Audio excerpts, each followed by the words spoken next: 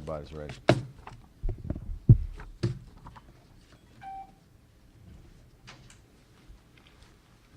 All right. We up? All right. Good afternoon, everyone. I want to first say again, I apologize to victims, their families, our citizens for the use of the code suspended, lack of personnel, and sexual assault incidents, and other violent crimes against persons. This is not the trauma-informed, victim-centric services they deserve. Again, this code should have never been used, and it never will be used again. On February 22nd, I announced an internal review was underway after it was brought to my attention on February 7th that there were a significant number of adult sex crime incident reports with the lack of personnel code being used in our Special Victims Division, despite my directive using that code, to stop using that code in November of 2021. We discovered there were 4,017 adult sex crime incident reports with this code filed since 2016. As I stated, those reports are our top priority, and that remains the case. This is what we've done so far. An additional 32 investigators and supervisors are reviewing incident reports, attempting to contact victims and schedule follow-up interviews if needed.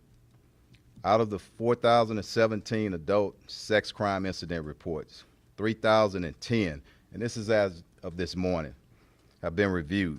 This includes reading the reports, attempting to contact the victim by phone, text, or email, and scheduling follow-up interviews when needed again. Our investigators have scheduled 133 interviews thus far with victims. Another priority we're focusing on is family violence incident reports. We're in the process of contacting those victims as well. For those adult crimes and family violence victims that we could not contact by phone, text, or email, beginning last Thursday, we sent more than 100 officers from our differential response teams and our community affairs to attempt to locate those victims at the last known address. As of this morning, we've made 698 visits.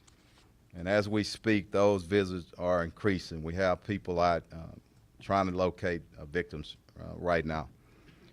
We continue to ask victims who may have changed contact information since filing a report since 2016. Please email us, and we'll post that up. It's up at Special Victims Report at HoustonPolice.org, or call 713-308-1180. We also continue to ask our media partners, please help us. Department-wide use of the code. During the review process of adult sex crime incident reports, we expanded the review to any other divisions using lack of personnel code. We found that there were 264,000 incidents filed department-wide using this code since 2016. One thing that I want to emphasize is that we are talking about incident reports, not the number of investigative cases. For example, if someone breaks into your car and there's no evidence, no video, that incident report will not be assigned to an investigator. We're seeing a lot of incidents in the system like that. And also, not every incident reported alleges a crime has been committed. Some reports are filed for insurance and civil purpose matters. Part of the review is properly labeling and coding these reports. We do not, and I want to stress on it, do not have the staffing to investigate every incident. However, violence, crimes against persons must be the priority. As I shared previously, some individuals also filed multiple reports. of the 264,000, incident reports, Major Assaults Division make up about 109,000 of those reports, and 91,000 are filed by Property and Financial Crimes Division. We've also identified 6,537 incident reports assigned to the Homicide Division. The majority of those incidents were reported assaults and threats before 2018, when Major Assault Units was within the Homicide Division. The Major Assault and Family Violence Division was created in 2018 to work assaults, threats, and family violence incidents.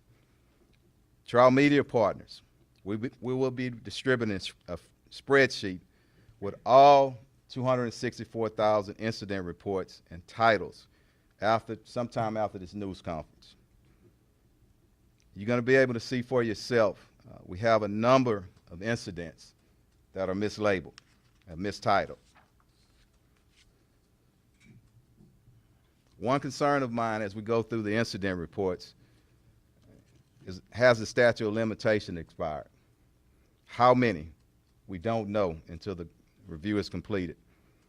We do know, however, adult sexual assault incidents dating back to 2016 will not be affected because the statute of limitation is at least 10 years or longer for sexual assaults.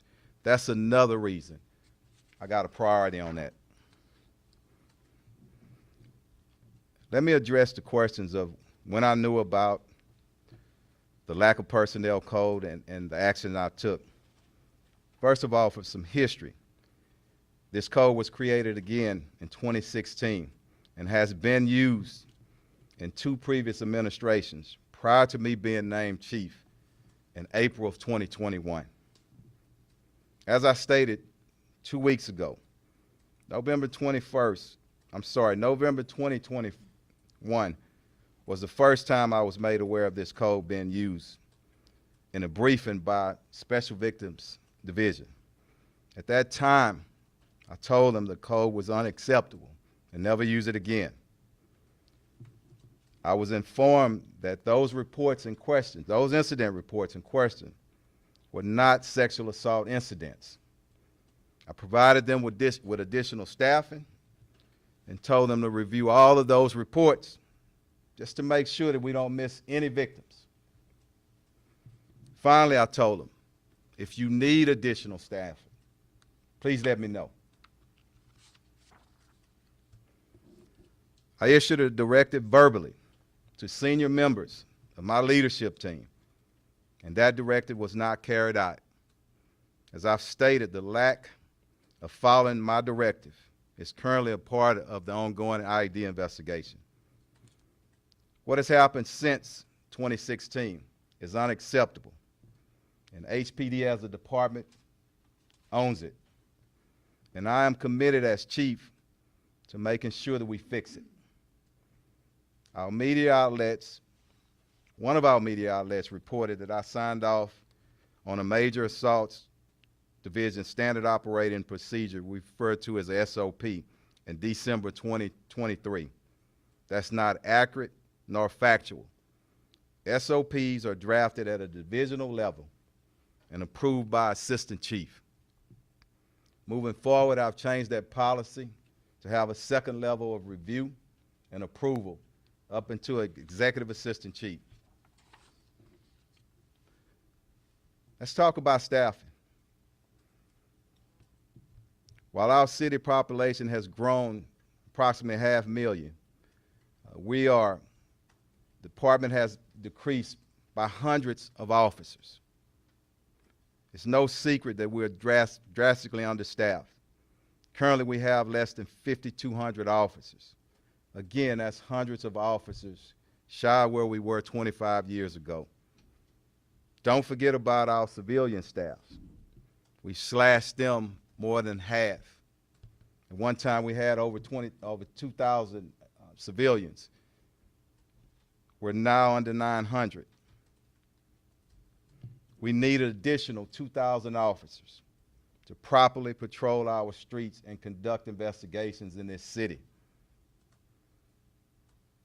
I'm not the first chief at HPD to sound the alarm on staffing challenges. I know we cannot continue to operate with such low numbers of personnel to provide the public with all the services it deserves. We need our citizens, our community leaders, to support Mayor Whitmire when he asks for additional funding sources to help us with staffing in this city. There also needs to be a funding throughout the criminal justice system. In particular, more funding to crime labs. We need help from the courts. Once a violent offenders are arrested, they don't need to be let out on our streets. They need to be tried, and if found guilty, sent to prison. Another issue that we're facing is our RMS system, which is a records management system that houses everything, all of our reports, all of our stats. It's at the end of the life cycle. I want to thank our political leaders, our council, for approving the funding for that. But that system don't come in until next year sometime. The system that we're dealing with right now, even going through this process, and people ask about the code, why was the code not removed? It's hardwired to that system. And if we try to remove that code, then our system crashes. There's a strong possibility that that happens. No one wants that. It's outdated, and it limited us and it takes more time when we're trying to do and search and find out different things.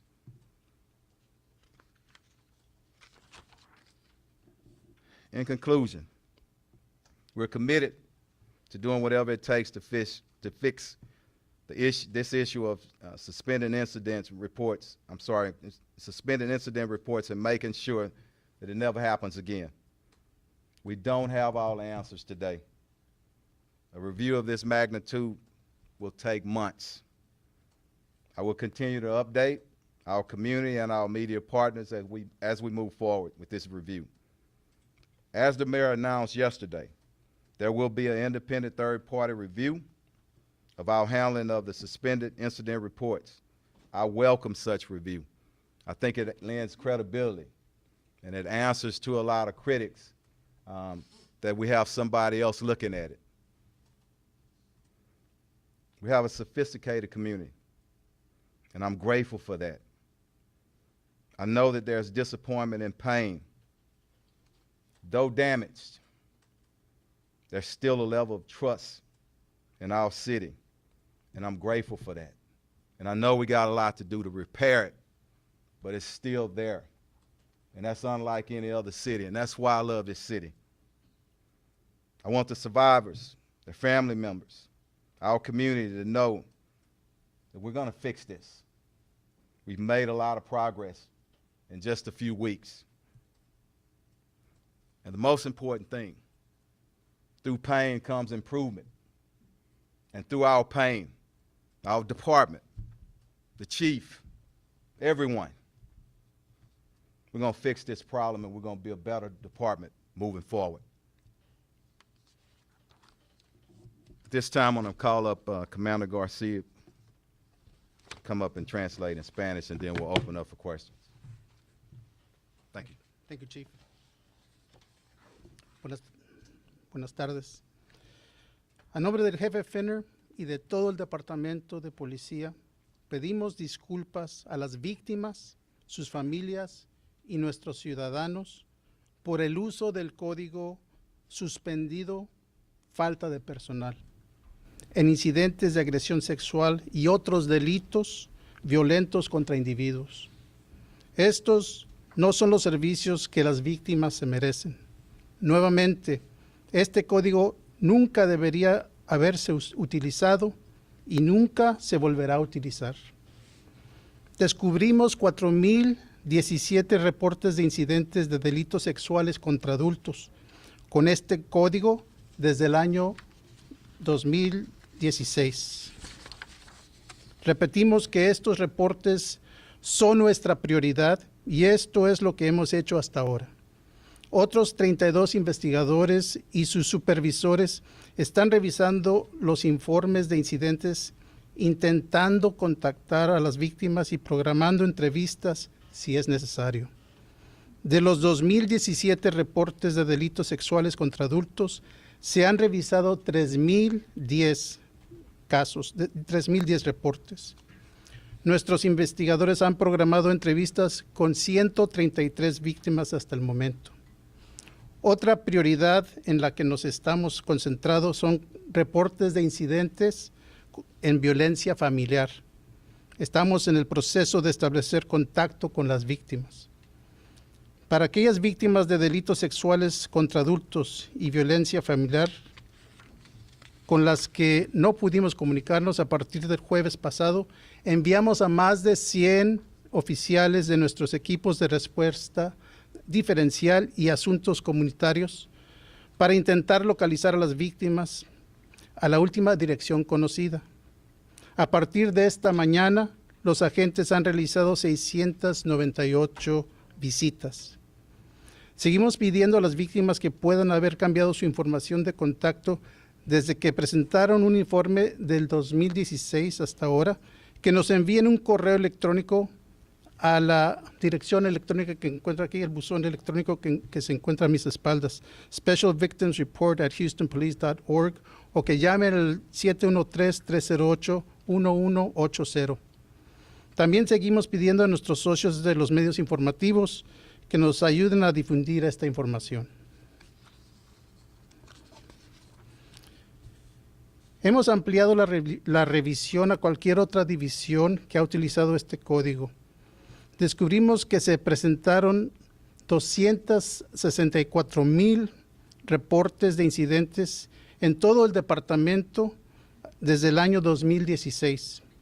Una cosa que queremos enfatizar es que estamos hablando de reportes, no de casos. Por ejemplo, algunos informes, algunos reportes se presentan por asuntos, por cuestión de seguro o cuestiones civiles. No contamos con el personal para investigar cada incidente. Sin embargo, los delitos violentos contra las personas deben ser una prioridad. De los 264,000 reportes, la División de Agresiones Mayores representa alrededor de 109,000 y la División de Delitos Financieros y de Propiedad representa 91,000 de esos reportes. También hemos identificado a 656,537 informes de incidentes asignados a la División de Homicidios, pero la mayoría de estos incidentes involucran agresiones y amenazas reportadas antes del 2018. Antes de 2018, la División de Agresiones Mayores era parte de la División de Homicidios. Una de las preocupaciones a medida que revisamos estos informes de incidentes es que si se ha expirado el límite según el Código Legal. Sabemos que los incidentes de agresión sexual de adultos que se remontan al 2016 no se verán afectados porque el plazo es de 10 años. El jefe dijo que la División de Víctimas Especiales, el jefe le dijo a la División de Víctimas Especiales que el código era inaceptable y que nunca lo volverían a utilizar. Verbalmente, el jefe dirigió a los miembros superiores de su equipo de liderazgo y esa directiva no se cumplió. Esto es parte de una investigación interna. Lo que ha sucedido desde el 2016 es inaceptable y el jefe está comprometido de que nosotros lo vamos a arreglar. Las normas de procedimientos operacionales se redactan a nivel de la división y se aprueban por un asistente de jefe. En el futuro, el jefe va a incluir a un asistente de jefe ejecutivo en esta revisión. Ahora, hablando del número de empleados, si bien la población de nuestra ciudad ha aumentado en aproximadamente 500,000 de personas en los últimos 25 años, nuestro departamento de policía ha disminuido por cientos de oficiales. No podemos seguir así. Actualmente tenemos menos de 5,200 policías y necesitamos aproximadamente 2,000 policías adicionales. Anteriormente teníamos más de 2,000 empleados civiles en el departamento. Ahora tenemos menos de 900 empleados civiles. Necesitamos que nuestros ciudadanos y líderes de la comunidad apoyen al alcalde Whitmire cuando solicite fuentes de financiamiento adicionales para la seguridad pública. Ahora vamos a hablar del sistema de archivos electrónicos que está desactualizado y está llegando a su capacidad. Es difícil para nuestros oficiales extraer información. Este sistema lo obtuvimos en el 2014.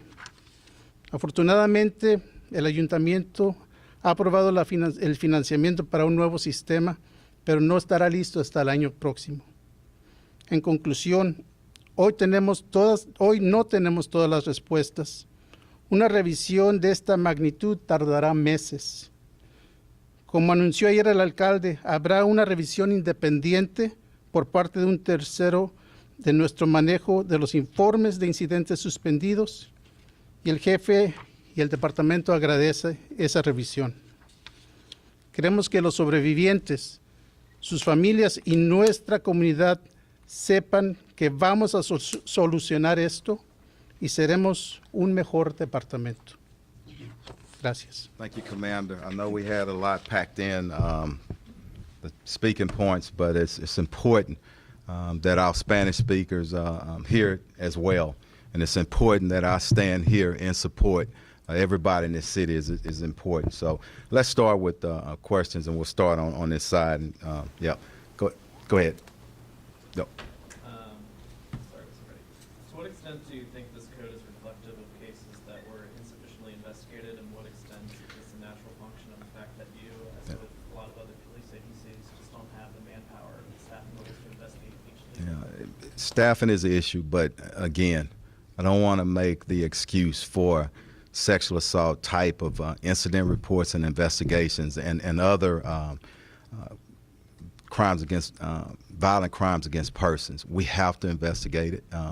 But I'm also not comfortable right now until we clean this. When you're looking at 264,000 possibly mislabeled, possibly miscoded, a number of things. Until we clean that, I'm going to be first to say I don't feel comfortable with any of the statistics. The good thing, the NIBIN system that we use, that we're reporting to, every month after the 10th, anything that we get in there and we correct, it's going to self-correct. So once we get through with this process, we'll have a better understanding of all those numbers going forward, and even in past years. That's when I'll feel comfortable. Go ahead. Is there a particular location for the cases, a particular concentrated area or location that you've noticed that most of the cases? No analysis on that yet. However, I don't think it's location specific. I just think it's a lot of miscoding, a lot of mislabeling. We never should have had that code for violent crimes against persons. And that's going to be all a part of that process. We want to look at that. We want to dive into, and also welcome to the third party. I had a conversation with Mayor Whitmire this morning, and just some things that we want discussed and reviewed by an outside panel. It's all about us getting better as an agency, learning from this, admitting to we have a problem, telling people how we're going to fix it, and promising those survivors that it never happens again. Okay? Part of the code says that the reports that were labeled with this code needed to go back, be reviewed, and if possible, redistributed out to investigators. Was that part of the code happening? Answer that question one more time. I'm sorry. Yeah. So what we saw in the handbook or the SOP, it says that if these cases were labeled with the SL code, Okay. that periodically they needed to go back, re-review these cases that were labeled that way, and if able, to redistribute them to investigators. Yes, but- Were they being Yeah. redistributed? I'm not sure. That's part of the review, but I can tell you a front-end problem that I see now. When you got so many of them coming in, the proper way is to deal with that, have a proper case management policy and system up front. You don't put it anywhere. Now, also want to share with the public, we get so many reports in.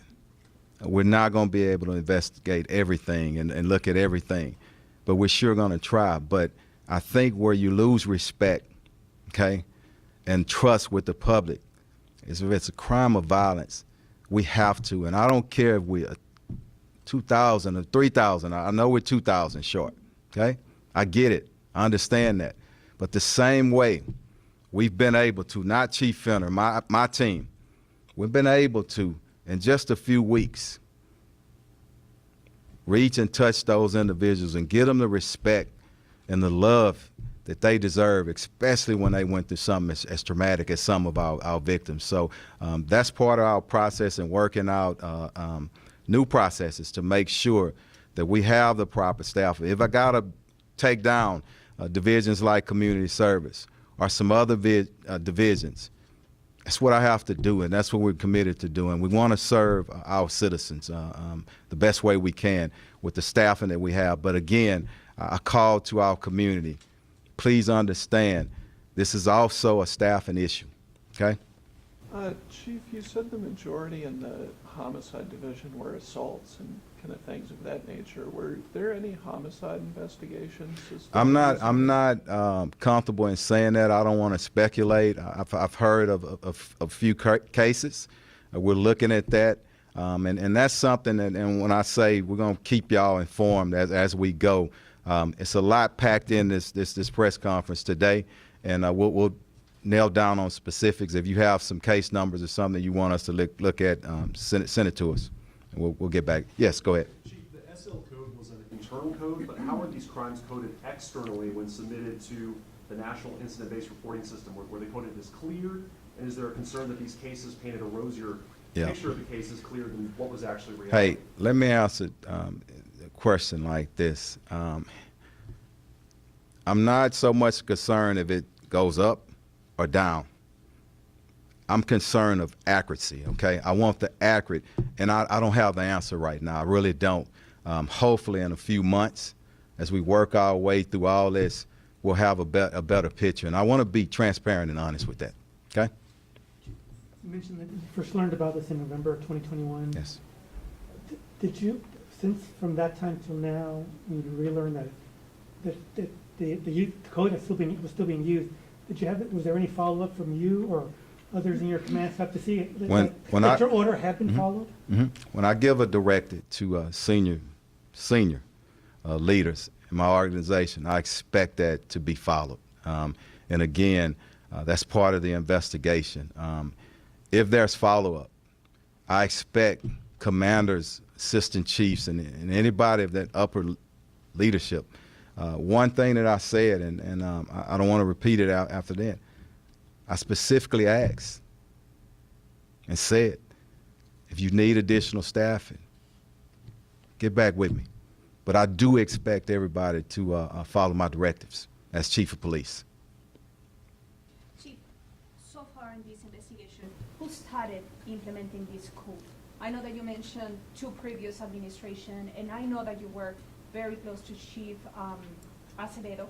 Was he aware of this code too, and who started? I don't want to speak for him, but it's a possibility that he's just like I was, okay? But I don't want to speak for Chief Acevedo or any other chief. My concern goes to finding out what happened and when. We're still looking into that. But my major concern and my major priority is to make sure that we touch as many of these victims or survivors that we possibly can in the shortest period that we can and clean up our system. That's my goal. So we don't know who started implementing the code? It's still under investigation, okay? I know it goes back 2 administrations, okay? Chief, good morning. Yep. Morning. Thank you for the news we have Houstonians that are watching, and we appreciate you answering all of our questions here today. First off, have you encountered that any of the victims in these sexual assault cases or in these domestic violence cases are now deceased? I was made aware of one victim, and we're looking into that. That's part of it, and it's unfortunate, but I don't know what caused the suicide, but I'm not also here to say, you know, because we properly or improperly didn't do something, it didn't. Let us investigate that, and Was it yes, suicide, sir? yes, that's what I was made aware of. And that's Okay. the only case you've been made aware of so far? A suicide case, yes. And these are the ones that we've went out to thus far. I think it was, what, 698? Yeah. And Yeah. you indicated that you gave the verbal order back in 2021, and you have an IAD investigation that's going on to see exactly what took place.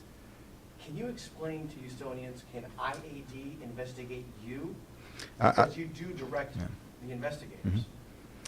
I think the ultimate accountability source for a chief of police, not only the chief in Houston, is the public and the mayor, who said that he's holding everyone accountable, and I as well. But I am the chief, and I think at the end of the day, when we get through with all this, and I want to thank the mayor for supporting me and giving me, my administration, the opportunity to correct this and find out what happens. But that's where the accountability starts and ends, with the chief of police. But Yeah. Chief, and as you get to the next question, because I know you got times to go to. Thank you. Can IAD investigate you as the chief? ID can investigate anybody as I'm the chief. Not Yeah, so yeah, far in this yeah. investigation, sir. The investigation thus far is in part of why my directive wasn't followed, and the answer is, again, and we're going to move on to the next one. Ultimately, the chief is judged and held accountable by the public, and I think that'll happen. Okay, go ahead, sir. Chief, two high-ranking officers demoted, and I would imagine reassigned. Do you see more fallout coming in the department as we, uncover the layers of this investigation? I don't want to get ahead of the investigation, and I want to be respectful to possible targets. There's a lot. We're still early on in this investigation, and I just want to be fair to everybody. There's a lot to unpack. I'm driven by evidence and facts of the investigation, and that'll take a little bit of time, but we're going to hold people accountable. Okay? Yes. Are you able to tell us how the department decided which specific cases would get this code and who made those decisions? I'm not sure. That's going to be part of the investigation, and again, it never should have been code used in special victims for sexual assault victims. And just to follow up, can you give us any specifics on which areas or investigations will now be cut if staffing is still an issue, right, as you all address this? We're mobilizing. I'm definitely not taking officers out the streets, off the streets and patrol, but it'll be from areas in which not investigating incidents of violence against individuals. Okay, so the challenge is, if I was properly staffed, if I had the 2,000 that I needed, it'd be very easy. But I also want to thank Mayor Whitmire again and his administration for knowing that we're short-staffed. We're able to supplement the staffing with overtime now, but that runs out, and that's what we've been doing for years. It's time, high time, in our city that we really get serious about additional funding sources for public safety. Okay? Go ahead. Thank you, Chief. I had a question about the actual coding process. Can you walk me through how an incident I goes? got somebody here that can, so Okay. Lieutenant. Thank you. All right. I'm Lieutenant John Colburn with Special Victims Division. So you're asking, how does a case get coded? Okay, so when a case comes in, it goes to the case management. It's under review. At that point, it's routed to the prospective unit, whether if we're talking special victims. If it's an adult case, it goes to adult sex crimes. If it's child, it goes to child sexual abuse. At that point, supervisor reviews it. They determine the priority level. They assign it to an investigator for follow-up investigation. At that time, they conduct their investigation, and depending on the outcome of that investigation, if they make an arrest, it could be cleared by arrest made. If they run out of leads, it could be inactivated, no further leads after a complete and thorough investigation. A couple of others are if the case is referred to a grand jury, it could be inactivated for that too. Okay, and is the suspended lack of personnel, who would have filed that coding in the chain of command? So that was handled on the sergeant's level when they were reviewing the cases as they came in. Okay, Uh-huh. and in the follow-up on that for Chief Finner, I guess, Thanks, you can stay we if talked she about got so far some of the demotions. Have you in the investigation seen any reason to fire some of these officers or some of these people in higher command? I don't, Is that you're open again, to? I don't want to get ahead of it, and I want to be fair to everybody, and that's important. Integrity throughout everything is important. Our integrity in the community has been damaged, and I don't want to damage the integrity of an IED investigation because all of our officers, all of our family, they have to really look at it and say, well, you know what? Even if we disagree, there's fairness in this process, and that's why a lot of times, and it hadn't come up today, and I'm going to rest with this. I need this, and I need this, from the department. I don't think it's ever good to investigate an internal or a criminal case in the media. I think that everybody needs to be respectful of that, and I appreciate mostly everybody here. Go ahead. Can you tell us the last time this code was used to date, and then can you also tell us more about who the demotions were, why they specifically were the people that were demoted and why? I don't want to get into specific the motions, but let me tell you, assistant chief level and up in our department is appointed, it's at will, and as the chief, I have to constantly evaluate those individuals and make sure we have the right people at place at the right time to move our department forward. And I made those decisions, and I'll rest at that. Go ahead. These cases were investigated. About two more questions to you. Okay, go ahead. Just a clarification on how you're able to go back and investigate the cases now or review the cases now and talk to the victims now if staffing is still an issue. Well, again, we've assembled, just as you've seen, and I'll say our department, since I've been assistant chief, and everybody knows that well, not everybody knows, but I want to inform everybody. Most of my work has been on operations patrol side, okay, up until I became chief of police. Just as we mass numbers of individuals and hit hot spots and take care of stuff in the streets, that's what you're seeing behind the scenes in investigations right now. And at some point, if we can, in some kind of controlled fashion, I'd like to invite a few members of the media to come out and see some of the operations that we're going to, for us to get around to in just a week, 698, and I'm hoping I'm saying the number right. I know it's more than that because they're making visits as we speak. That's good. We want to get to those potential victims as quickly as we can. So some staff members who typically don't do that are now assigned to do that? Yes. From our DRT again, differential response team, those are code enforcement officers, and also our community service officers as well. Yeah. Go ahead. Chief, I had two quick questions. One is, I know the code was created in 2016, but there's that 2014 report. How long has the department been suspending cases due to a lack of That's personnel? part of the investigation. I know that there were some talks about it, but when we go back into our system, okay, and our RMS system, we're showing that it started in 2016 far as assigning those codes. So, yeah, if that changes, you know, we'll definitely inform you, but that's what we're seeing right now. Kind of related question, like the talk of staffing isn't new, but how much of the problem is logistics? You know, like of your officers, how many of those are investigators? You know, we normally have more officers on patrol than in investigations, but I can tell you it's like Swiss cheese right now, okay? Got holes everywhere, and that's what I want to communicate to the public. Go ahead. Yeah. KHU has requested your emails regarding suspended lack of personnel cases. You've repeatedly pledged transparency. Why have you not released those emails? I think that's in a public open records request. I communicate with the deputy director over there. They told me they're in a process. There's a good possibility that there may not be any emails, okay? And I definitely want to be as transparent as we can, and it's no problem.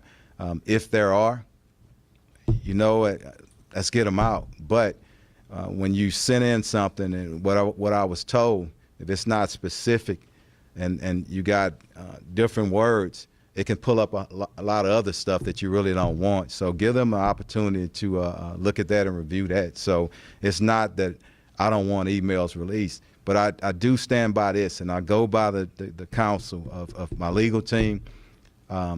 If it's going to impact and tear down the integrity of the investigation, the internal investigation, that's not good for anybody. Because you know who's most important?